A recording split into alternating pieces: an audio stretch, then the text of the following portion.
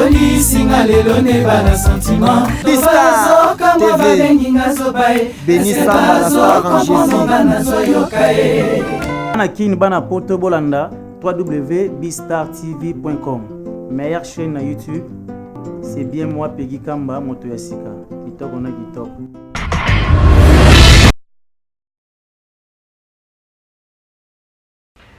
Boza connecté avec Sepela TV. Décodeur Yabana Mboka.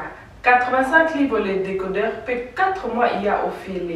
Après ça, 15 livres par mois.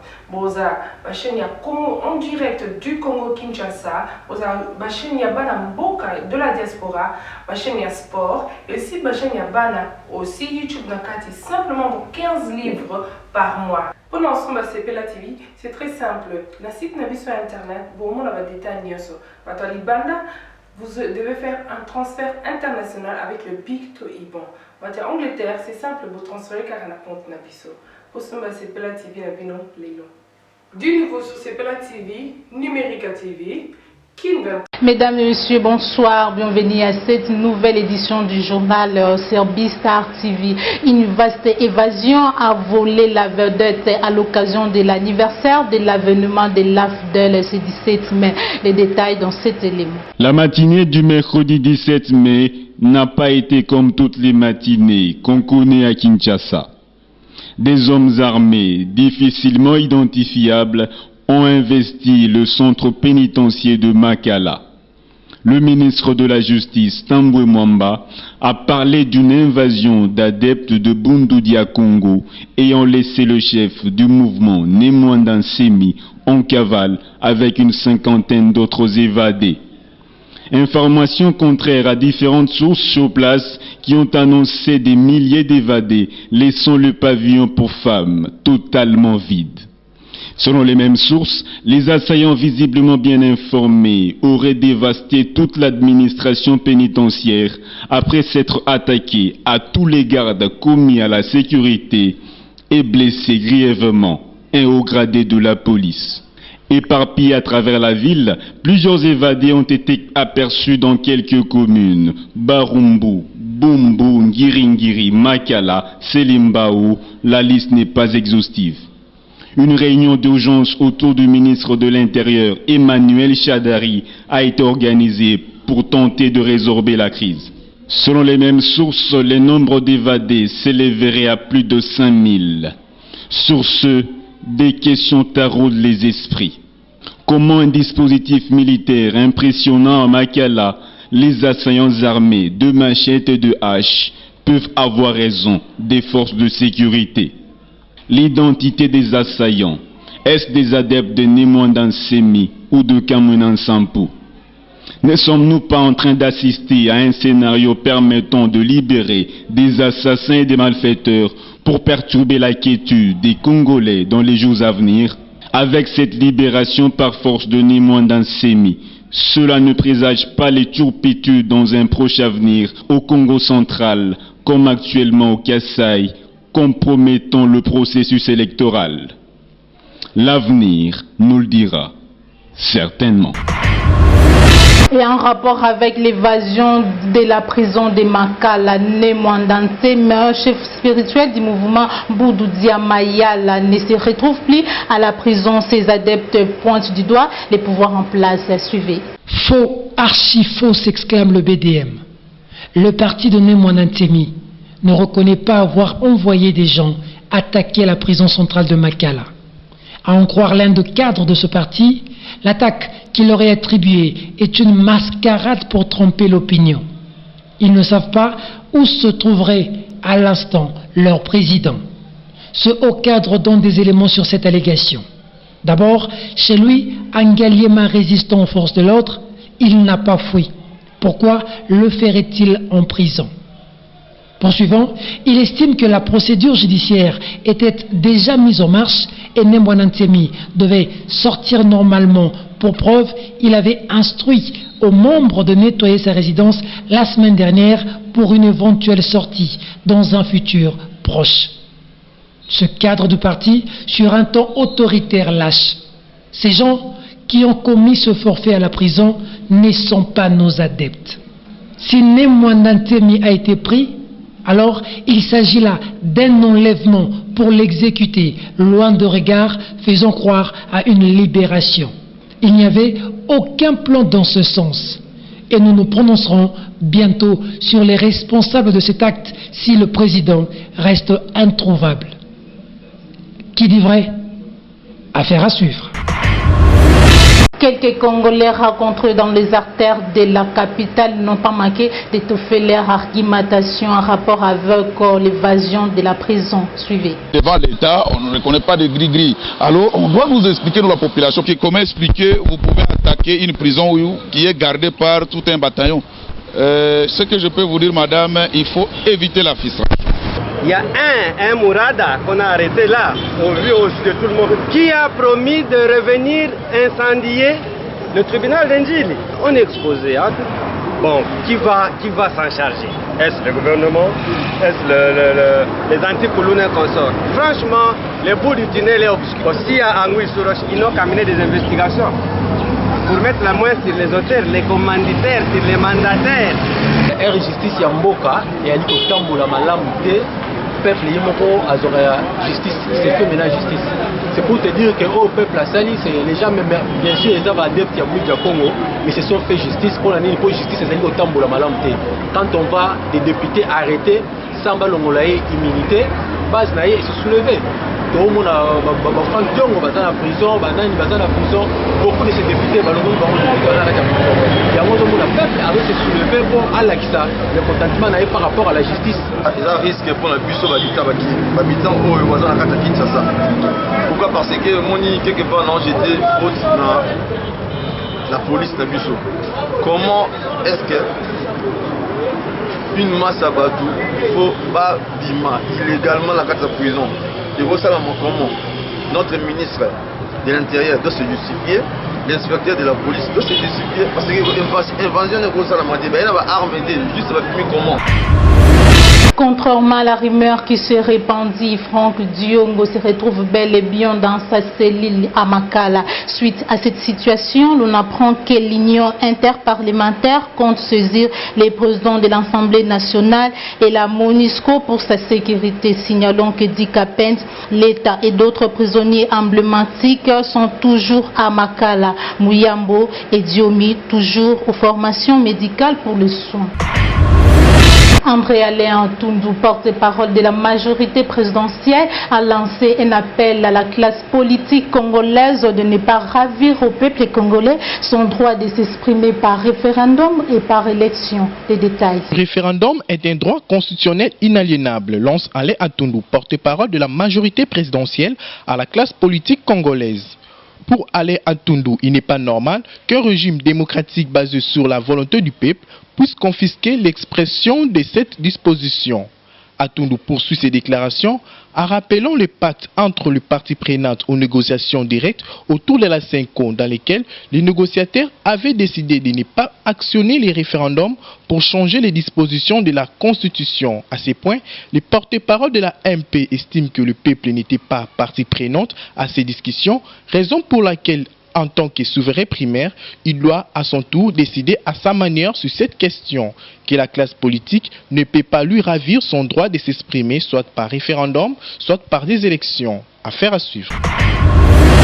Oui, toujours en rapport avec la déclaration du porte-parole de la majorité présidentielle à l'opposition, l'honorable Claudel Loubaya, président de l'IDEA, s'exprime. Dans le contexte actuel, régi par l'accord de la Saint-Sylvestre, du moins jusqu'à preuve du contraire. Cet accord fixe les conditions du déroulement de cette période préélectorale. Pas de référendum, pas de révision constitutionnelle. Troisième élément que je vais ajouter, c'est que à entendre le communicateur ou communicant de la majorité, il ne s'agit pas d'un référendum pour une révision constitutionnelle, mais c'est plutôt pour un changement de constitution, pour nous faire partir de la 3e à la 4e république, qui ne serait pas une république, qui serait une monarchie, et même pas une monarchie constitutionnelle. Ce serait carrément verser le Congo dans une dérive totalitaire, dans une dérive autoritaire et autoritariste, non acceptable, non inexcusable et qui n'est pas autorisée ni permise aujourd'hui. Mais nous savons que c'est aussi un ballon d'essai. C'est aussi un ballon d'essai que nous bottons en touche, en le trouant également, pour qu'ils ne puissent pas en faire usage. Et je voudrais ici inviter le communicant de la majorité à éviter la provocation et à éviter surtout de manquer de la considération pour le peuple congolais, à éviter d'abuser de la patience du peuple congolais. Ce peuple est prêt à tout. Autant il avait empêché la modification de la loi électorale en janvier 2015, autant c'est prêt. Il a laissé Kabila glisser aujourd'hui hors monde. Il n'a pas laissé Kabila glisser. Il y a eu cette négociation de la CENCO qui a permis qu'on passe le cap du 19 décembre dans la paix, mais après ça, il n'y a pas et il n'y aura pas d'autres négociations, sauf la négociation devant conduire au départ illico de M. Kabila.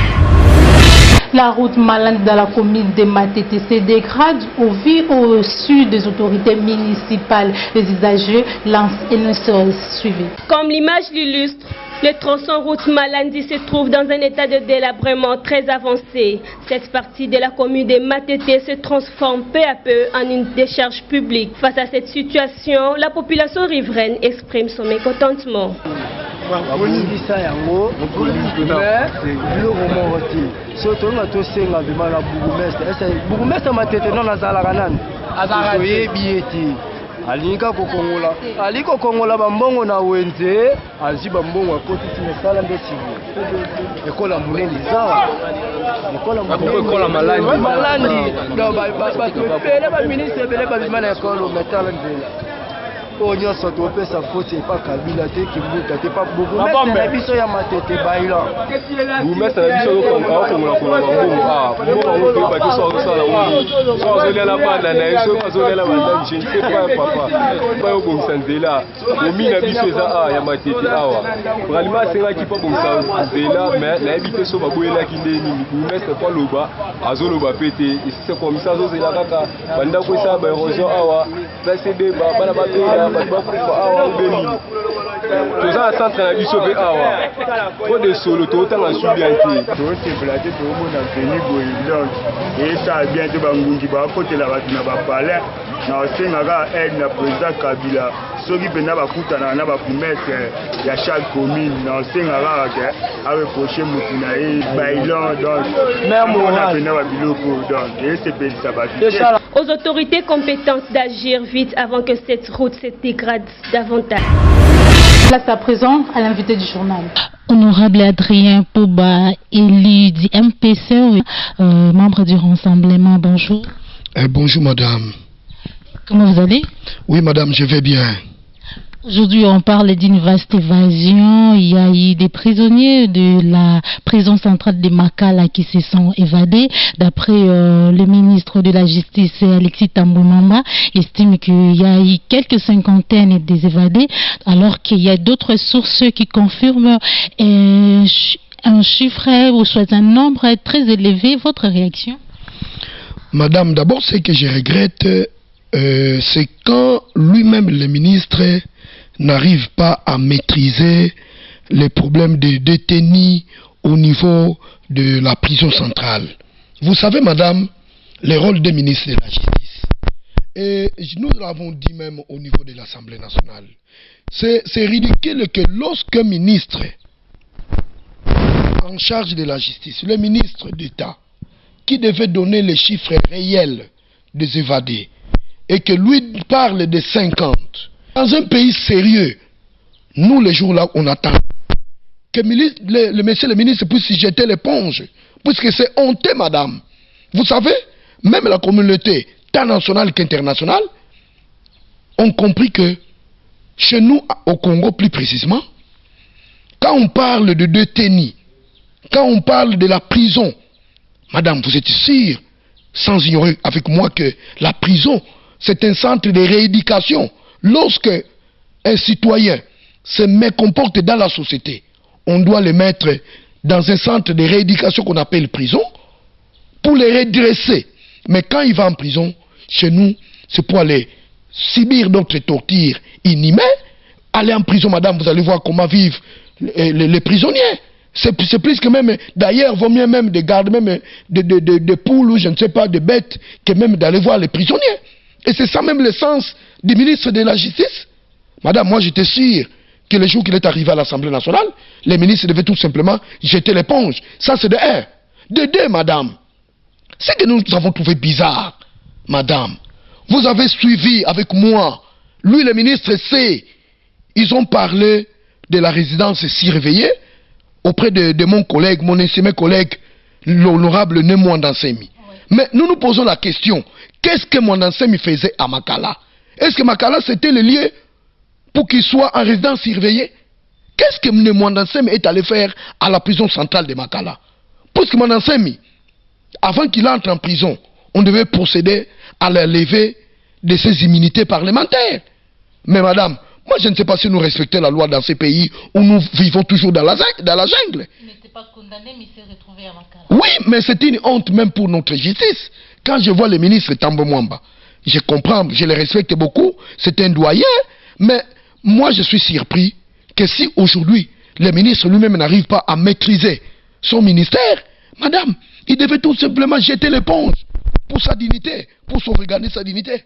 Et moi ça me fait très mal de voir des gens peut-être qui ont commis des crimes à la cité, des gens qui ont violé, qui devaient subir la rigueur de la loi, au lieu qu'ils puissent épirer leur peine, et bien voilà, ces gens-là sont sortis, ils sont aujourd'hui à la merci de tout le monde, ils vont encore commettre les gaffes à la cité. D'ailleurs, le ministre a prévenu la population en rapport avec cette situation. Oui, madame, le ministre a prévenu la population, mais moi je pense que ce n'est pas le rôle de la population, il doit prendre en charge son ministère. Qu'il laisse la population tranquille, madame. Cette population qui veut jeter, je ne sais pas, la balle, pour faire quoi? Et les gouvernements en place pointent du doigt les militants, les adeptes de Nemo Ndansemi, de Mbudi Djamayala. Bon, madame, vous savez, nous, quand nous n'avons pas de précision, puisque nous savons comment opèrent les adeptes de Bunduya Congo. Les adeptes de Bunduya Congo opèrent au grand jour, mais nous étions surpris. Madame, quand on nous a dit que c'était nuitamment, mais on s'est dit, est-ce qu'ils ont changé?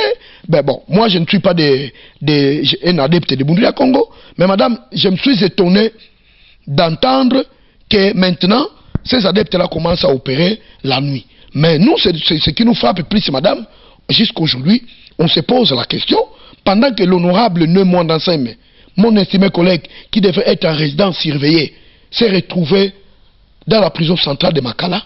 Et nous, ça nous pose la question, qu'est-ce que Nemo Ndansemi est allé faire là-bas? Voilà pourquoi, madame, aujourd'hui, le ministre, je pense que c'est par honte qu'il a parlé au niveau de l'Assemblée nationale. Mais sérieusement, si vraiment c'est quelqu'un qui est vraiment digne de lui-même, ce jour-là, il devait jeter l'éponge, madame. Oui, et d'ailleurs, pour continuer toujours dans le même angle, vous dites qu'il y a à Kasangulu, il y a les adeptes des Nemo Ndansemi qui ont pris en otage les prisonniers, pour ne pas dire qu'ils ont fait évader encore d'autres prisonniers. Madame, c'est faux, c'est archi faux. Ce qui s'est passé à Kasangulu n'a rien à voir avec les adeptes de Bunduya Congo. C'est tout simplement, madame, le centre pénitentiaire de Kasangulu n'est pas dans une bonne position. Et madame, aujourd'hui je parle de Kasangulu. Peut-être demain ça sera Matadi, et peut-être après demain ça sera chez moi à Boma, ou je ne sais pas si ça sera autre endroit, puisque je viens de le dire ici. Quand vous faites un tour dans les prisons, dans les centres pénitentiaires, est-ce que les conditions sont bonnes pour éduquer ces gens-là qu'on mette sous cette éducation? Est-ce que quel traitement qu'on donne à ces gens? Madame, ce qui se passe en Goulou, c'est tout simplement, c'est puisque il n'y a qu'un seul policier dans toute la prison de Kasangulu, il n'y avait qu'un seul policier.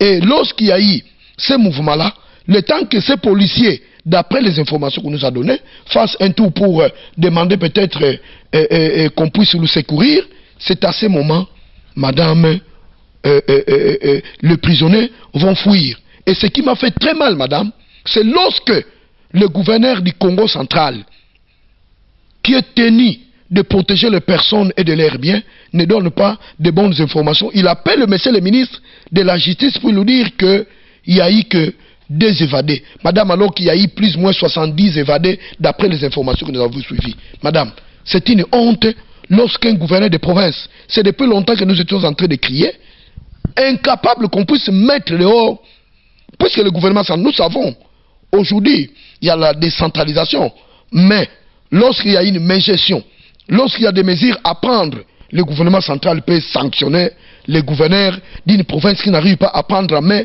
la gestion de sa province. Madame, nous, ça nous fait très mal lorsque le gouvernement central abandonne le Congo central. Vraiment, ça nous fait regretter, madame.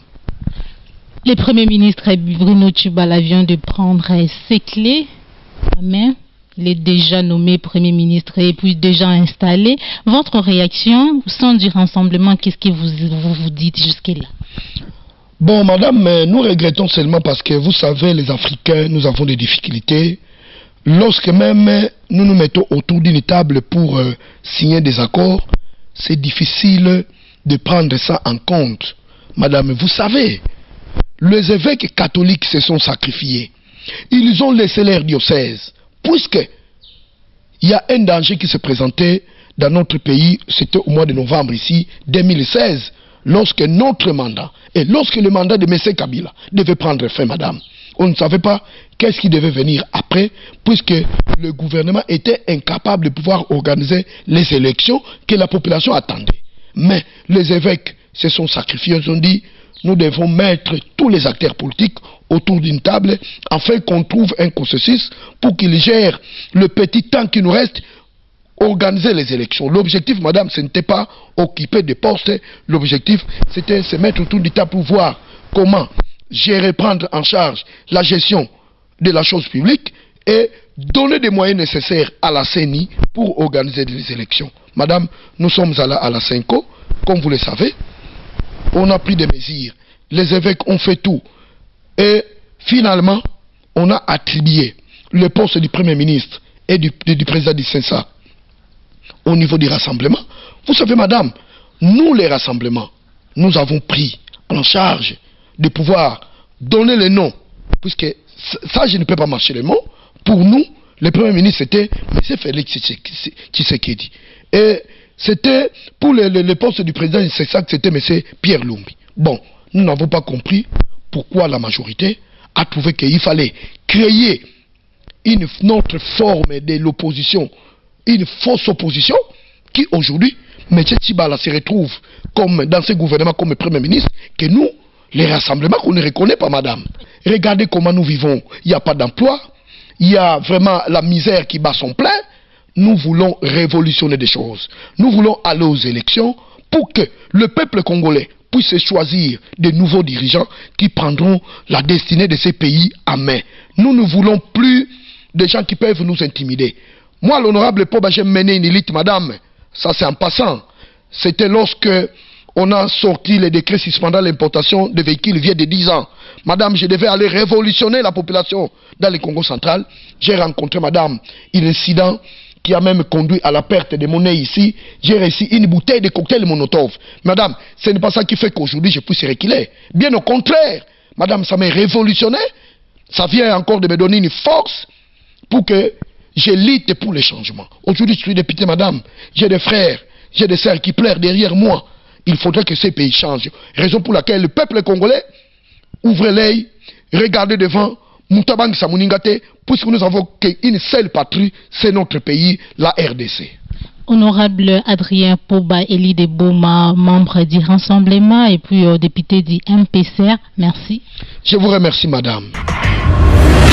C'était là l'invité du journal. Merci de la sympathique attention que vous nous avez accordée de partout dans le monde. Mesdames et messieurs, ce journal est terminé. Grand merci à l'équipe technique derrière la caméra, Arnaud Massamba à la supervision, Zico Bwanda. Au revoir. Vous êtes connecté avec CPLA TV. Décodeur Yabana Mboka. 85 livres les décodeurs, peut 4 mois il y a au filet. Après ça, 15 livres par mois. Boza, ma chaîne en direct du Congo Kinshasa. Boza, ma chaîne Yabana Mboka de la diaspora. Ma chaîne sport. Et aussi ma chaîne Yabana aussi YouTube Nakati. Simplement pour 15 livres par mois. Pour l'ensemble de CPLA TV, c'est très simple. Le site Nabi sur Internet, vous avez des détails. Vous devez faire un transfert international avec le BIC to IBAN. En Angleterre, c'est simple, vous transférez car on a compte Nabiso. Pour l'ensemble de CPLA TV, du nouveau sur CPLA TV, Numérica TV, qui ne va